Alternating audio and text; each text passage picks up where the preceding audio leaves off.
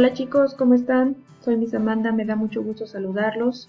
Vamos a continuar con el tema de electrodinámica y hoy vamos a hablar de dos leyes muy importantes dentro de esta, que es la ley de Ohm y la ley de Joule. ¿Se acuerdan que en el video anterior les había comentado que lo que es la parte de la resistencia eléctrica lo vamos a denotar por la letra de este tipo, que es la letra omega? Bien, y en esta pequeña imagen que les coloqué del lado derecho podemos observar que Ohm, que es la resistencia eléctrica, es la que va a permitir o la que va a evitar que haya un flujo de electrones, bien, que se va a medir con ayuda del amperaje y el volt. Bueno, vamos a continuar. En esta parte vamos a hablar de que la ley de Ohm se compone de tres partes muy importantes: lo que es la intensidad, como lo veíamos en la imagen anterior, la diferencia de potencial o tensión, que lo denotamos con V, y la resistencia, que es la R, que ofrecen los materiales conductores. Hay materiales que pueden ser conductores o que pueden ser aislantes. Más adelante vamos a ver eso. Y bueno, nos dice que la ley de Ohm establece que la intensidad de la corriente eléctrica que circula por un conductor es directamente proporcional a la diferencia del potencial aplicado e inversamente proporcional a la resistencia del mismo. Y bueno, lo podemos expresar con esta ley, que ya lo habíamos visto anteriormente, de hecho fue el video de la semana pasada, y habíamos hecho ahí unos ejemplos con la ley de Ohm. Bien, entonces aquí repasamos esta cuestión. Nos dice que I es la intensidad en amperios, que lo denotamos con una mayúscula, como lo habíamos visto acá arriba. V, diferencia de potencial o voltios, V, y R es la resistencia en ohmios, que es la letra que habíamos hablado anteriormente, bien, que es omega. Bien, entonces, para que exista este tipo de resistencia, debemos de considerar que existen dos tipos de materiales: los materiales conductores y los materiales aislantes. Los materiales conductores, pues una de sus principales características es de que conducen bien la corriente eléctrica, lo que son ¿cuáles? Los electrones, ¿no?, que van circulando a través de este material y se mueven con facilidad. ¿Como cuáles pueden ser? Como el cobre, plata y otros metales que son una tabla periódica. O también pueden ser ciertas aleaciones, que es la combinación de varios metales para que tengamos un mejor metal. Bien, esto va a ser dependiendo de los requerimientos que se tenga en ese momento. Los materiales aislantes, estos, bueno, como su nombre lo dice, aísla, es decir, no conducen bien la corriente eléctrica. ¿Y cuáles pueden ser? Madera, plástico, goma, cristal, etc. Y bueno, aquí hay unas imágenes en donde vemos, por ejemplo, este es un cable que tiene dentro de él, tiene cobre, que es el metal conductor, y lo recubre un plástico, que es un aislante. Entonces, casi siempre los materiales conductores los vamos a recubrir con un material aislante. Bien, ¿por qué? Porque al momento de que hay un flujo de electrones, tenemos nosotros algún riesgo de poder sufrir alguna descarga eléctrica, o también como sabemos bien que este flujo nos lleva a que haya una liberación de calor, también esto se puede llegar a calentar. Inclusive cuando nosotros tenemos los cables de nuestro cargador, de nuestro celular, y lo dejamos por un tiempo conectado a la corriente eléctrica y está conectado al celular, nos damos cuenta que este se calienta, tanto el cable como el cargador. Entonces eso significa que está habiendo un flujo de electrones a través de este material. Y bueno, de este lado, del lado derecho, les estoy colocando algunas imágenes de materiales. Y por ejemplo, el agua. El agua puede ser un material conductor o un material aislante, dependiendo con qué sustancias esté combinada. Si el agua está en estado puro, entonces no va a conducir porque no tiene sales. Pero si yo le pongo cloruro de sodio o alguna, no sé, un bicarbonato de sodio, algún tipo de sal, entonces el agua en automático se va a convertir en un material conductor. Bien, ahora lo que es el hierro, el oro, plata, cobre, acero, Estos son materiales conductores porque son metales, pero el acero, particularmente este material, no lo encontramos directamente en la tabla periódica, sino que esta es una combinación de cobre con carbón, ¿sale? Entonces, esto es una aleación, pero que normalmente nosotros lo ocupamos en nuestra vida diaria, por ejemplo, el acero inoxidable. Bien, entonces, este no existe en la naturaleza, pero el hombre lo fabricó para poder usarlo, ¿bien? Y lo que es plástico, vidrio, madera y cerámica son materiales aislantes, ¿bien? Entonces, estos difícilmente va a hacer pasar corriente eléctrica a través de ellos, pero no significa que no sufran algún daño por estar en contacto con la corriente eléctrica, es decir, se pueden calentar, por ejemplo el plástico se puede derretir. Regresamos a la parte del recubrimiento del cable, tenemos el cobre adentro y ya en un determinado tiempo, por el tiempo de uso, por el exceso de uso, etcétera, se puede llegar a derretir este material aislante, ¿bien? Que es un plástico, ¿bien? Okay.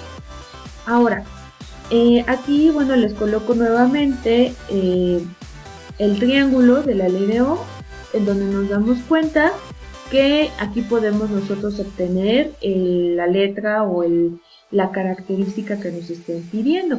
Por ejemplo, si nos piden voltaje, aquí nos dice, tapamos la letra que nos están pidiendo voltaje y me queda intensidad por corriente.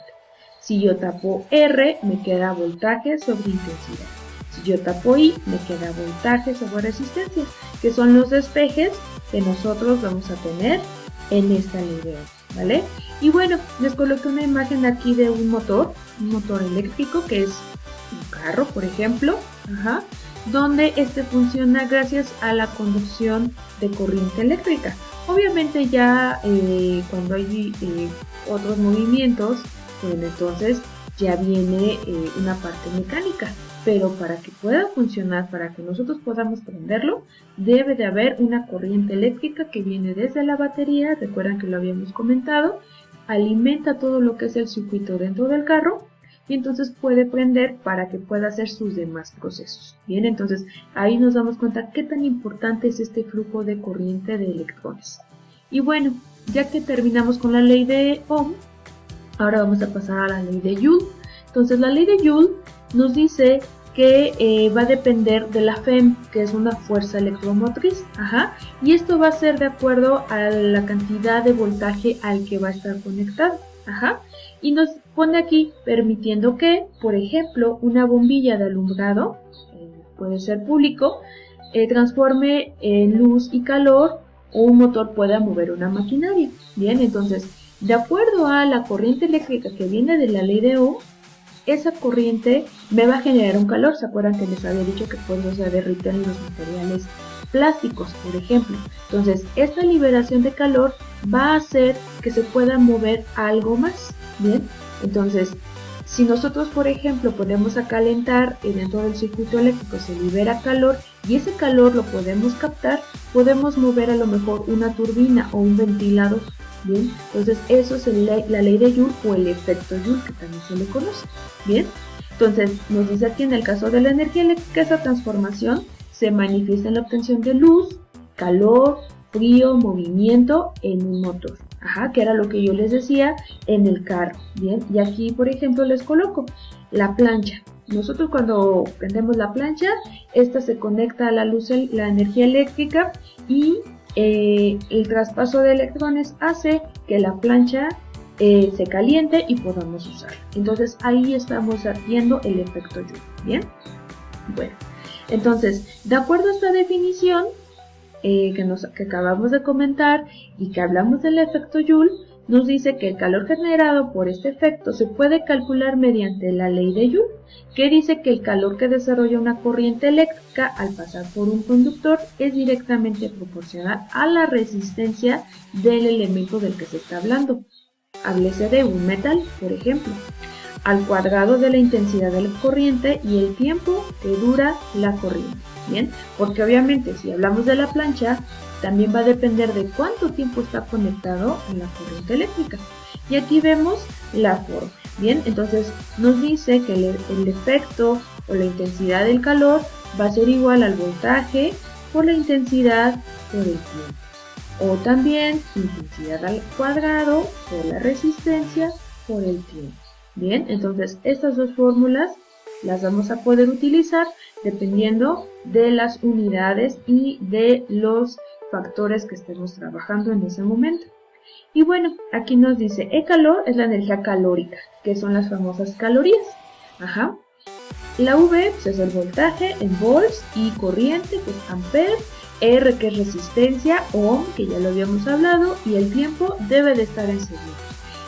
Para que nosotros podamos utilizar esta fórmula y obtengamos el resultado en calorías, debemos de cumplir con estas unidades, como lo hemos manejado siempre cuando trabajamos con fórmulas en física.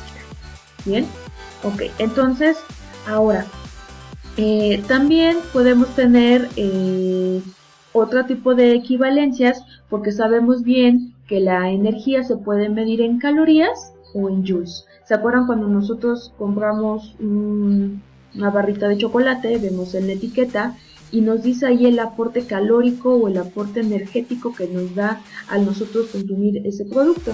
Y nos los da en calorías y en joules. Y aquí es exactamente lo mismo. Bien, entonces esto que está aquí nos dice un joule es igual a 0.24 calorías. O una caloría 4.18 joules. Estos son los factores de equivalencia entre cada uno. Bien, y entonces como la anterior fórmula que teníamos aquí no la manejaban en calorías, entonces también la podemos manejar en joules teniendo esta equivalencia. Entonces esta también la podemos utilizar si queremos directamente en joules, dependiendo calorías o joules. Bien, ok. Entonces, de ahí, muchachos, nos sale lo que es la potencia. Bien, entonces, cuando nosotros tenemos conectado nuestra plancha, nuestra parrilla eléctrica, algún foco a la corriente eléctrica, por un determinado tiempo, entonces esto se convierte en lo que es potencia. Y la potencia se va a expresar en watts. Recuerden también, en casa nos llega el recibo de luz y ahí dice cuántos watts estamos consumiendo y de ahí sale lo que hay que pagar. ¿Estamos de acuerdo? Entonces, eso tiene que ver con la cantidad de equipos o, no sé, por ejemplo, la licuadora, la lavadora, la plancha, la computadora, el módem, que tenemos conectado y eso nos va a ir jalando potencia, cantidad de energía y entonces eso se va a transformar a lo que es watts, ¿vale? Y el watts no es otra cosa que joules sobre segundo. Bien, ok. Y hay tres formas para calcular la potencia. Bien, esta cuando se conoce la resistencia y la corriente. Y tenemos esta fórmula que es potencia igual a intensidad al cuadrado por resistencia. Cuando se conoce el voltaje y la resistencia, que es potencia igual a voltaje al cuadrado sobre resistencia. Y cuando se conoce el voltaje y la corriente, y esto es igual a potencia igual a voltaje por intensidad. Y aquí nos colocan las letras en donde nosotros podemos observar qué significa cada una y cómo poderlo calcular. ¿Bien? Ok. Bueno, entonces, por hoy, muchachos, vamos a terminar con esta parte teórica y la siguiente semana vamos a continuar con ejercicios. Cuídense mucho, me dio mucho gusto saludarlos y nos estamos viendo. Bye bye.